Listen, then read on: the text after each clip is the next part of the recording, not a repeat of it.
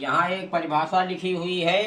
इस एक ही परिभाषा में बहुत शॉर्टकट में चार चार परिभाषाएं हमने लिख दी हैं। ये इतना इम्पॉर्टेंट है, इनमें से पूछी भी जाती हैं, तो इसको अच्छी तरीके से बताए देते हैं। तो हम पहले बता देते हैं कि चार कौन कौन सी हैं। तो जैसे एक तो यही है, दीप्रोगली तरंग धैर्य किसे कहते हैं, फिर द्रव्य तरंगे किसे कहते हैं, या दीप्रोगली तरंगे किसे कहते हैं, और चौथा क्या है, लुईस दीप्रोगली द्रव्य तरंग की अवधारणा क्या है। तो ये चार डिफिनीशन इसी में हैं। अब कैसे लिखेंगे आप समझ लीजिए।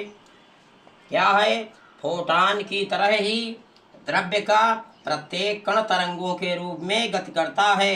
द्रव्य के कण भाई तरंगों के रूप में गति करते हैं। वो द्रव्य जो एक प्रकार का लिक्विड होता है, उसके अंदर कण मौजूद होते हैं, तो हिलते डुलते रहते हैं ना, तो वो भी तरंगों के रूप में गति करते हैं। वही वाली बात लिखी है इसमें। और फोटान भी तरंगों के रूप में गति करता है। तो फोटान की तरह ही द्रव्य का प्रत्येक कण तरंगों के रूप में गति करता है।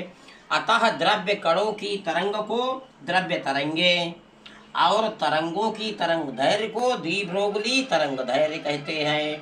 तो दो परिभाषा इसमें आ गई, द्रव्य तरंगे और द्विभ्रोगली तरंग धैर्य कहते हैं। और इसे लुईस द्विभ्रोगली द्रव्य तरंग की अवधारणा भी कहते हैं। तो इनमें से यदि कुछ आ जाता है तो ये केवल इतना ही जानना आवश्यक है।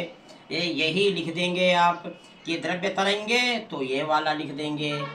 द्विभ्रोगली तरंग धैर्य, तो यहाँ तक लिख देंगे। अवधारणा पूछी जाती है तो पूरा लिख देंगे। द्विभ्रोगली तरंगे किसे कहते हैं, या द्रव्य तरंगे और द्विभ्रोगली तरंगे एक ही बात है दोनों। तो हमें लगता है ये बात समझ में आ गई होगी। और इसको फटाफट उतार लीजिए, स्क्रीनशॉट ले लीजिए, बहुत इंपॉर्टेंट है, ये काम की बात है, इसे भूलना मत आप लोग।